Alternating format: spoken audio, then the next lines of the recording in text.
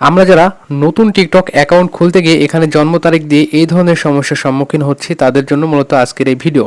তো এই ভিডিওতে আমি আপনাদেরকে দেখাবো কিভাবে আপনারা এই সমস্যাটির সমাধান করবেন।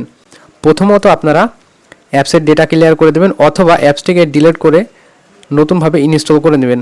দেন তারপরে অ্যাপসটিতে আবারও প্রবেশ করবেন। অ্যাপসটিতে প্রবেশ করলে আপনাদের সামনে এরকম কিছু পপ আপ আসবে, সেগুলো আপনারা স্কিপ করে দেবেন। বেশ কয়েকটি স্টেপ আছে, আমি দেখুন এগুলো স্কিপ করে দিচ্ছি।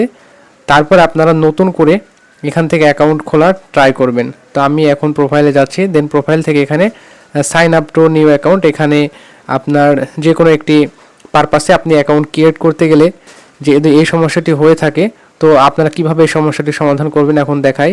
আপনার প্রথমত ক্রোম ব্রাউজারে যাবেন, তারপরে আপনার এখানে গুগলের যে অ্যাকাউন্ট আছে আপনার গুগল অ্যাকাউন্ট অর্থাৎ সেই গুগল অ্যাকাউন্টের প্রোফাইলে প্রবেশ করতে হবে। তো আমি এখন গুগলের প্রোফাইলে প্রবেশ করছি, আপনারা একটু দেখুন। সেমভাবে আপনারা গুগলের অ্যাকাউন্টের প্রোফাইলে যাবেন।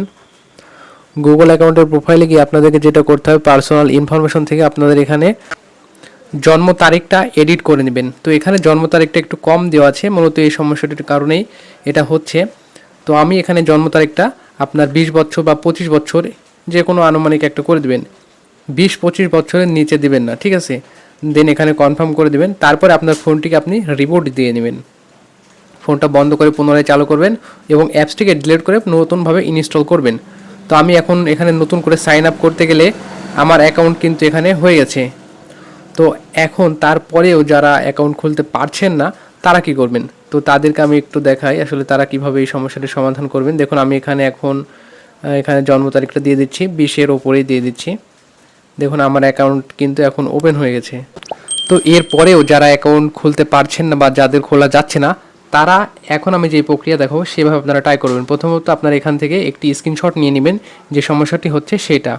দেন এখানে দেখুন এই যে কোণার দিকে বাম পাশে একটি আই বাটন আছে, সেখানে ক্লিক করে এখানে আপনাকে একটি রিপোর্ট করতে হবে যে আপনার কি সমস্যা, সেই সমস্যাটা এখান থেকে সিলেক্ট করতে হবে। তো আমি এখানে যেভাবে দেখিয়েছি আপনারা সেভাবে এই সেম প্রক্রিয়াতে কিন্তু এইভাবে আপনারা সাবমিট দিবেন। সাবমিট দিলে 24 ঘন্টা বা 72 ঘন্টার মধ্যে এই সমস্যাটির সমাধান হয়ে যাবে।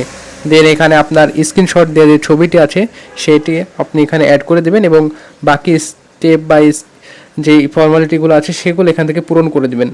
পূরণ করে দিয়ে এখানে আপনি সাবমিট করে দিলে এই সমস্যাটির সমাধান হয়ে যাবে। ধন্যবাদ সবাইকে।